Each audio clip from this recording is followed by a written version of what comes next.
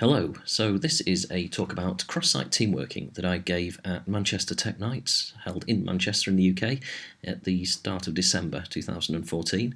I volunteered to do this brief talk, and because I know a lot of people have challenges relating to cross-site teams, and by cross-site I mean just working in another room. So communication.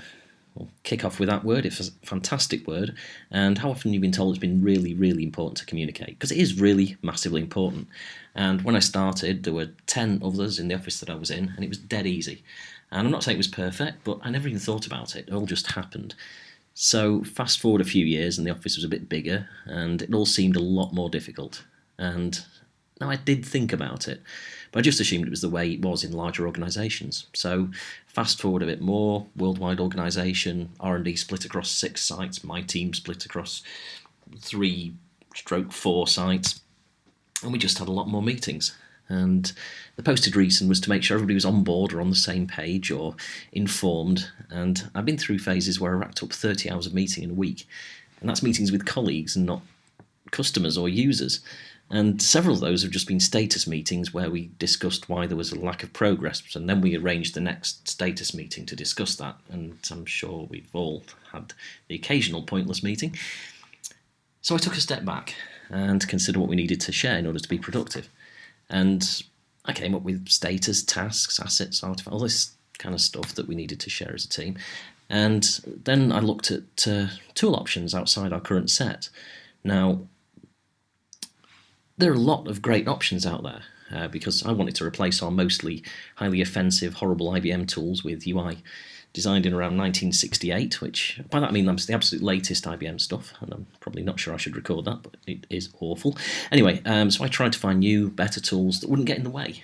And while those products are great, the ones on the previous slide, and they're all well worth investigating, by focusing on those tools and making the meetings more effective, somehow I forgot about the people involved. And so I had to think about where the real communication actually happens and why it's so easy when you're co-located.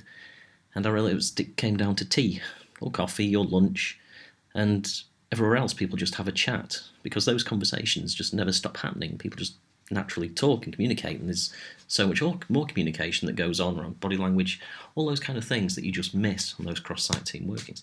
I'd also managed to become the hub of all our team communication, and that meant I was expected to know the status of everything, kind of memorise all the guidelines, etc., etc.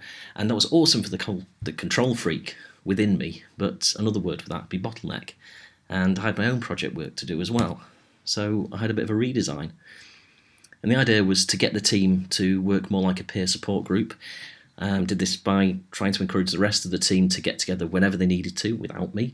And that meant our team meetings also turned into kind of retrospectives, and this is about what things were working or what things were working or not working, and that was for the team rather than the tools.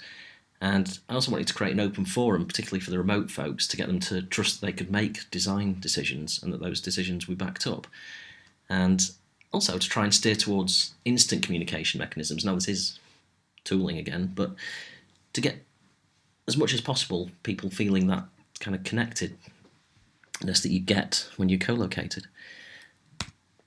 So I took a step away from the tools and looked at how we could get to the point where we just talked. And that's where I came up with a few of the ideas that seem to be working. It's not perfect, and it still involves a lot of continual spinning of plates, and it will be work in progress forever. It also involves a lot of effort to make sure the remote teams feel supported, and a lot of continued effort to make sure the teams communicate, even actually sometimes the co-located teams. But this thing does seem to be making that communication better.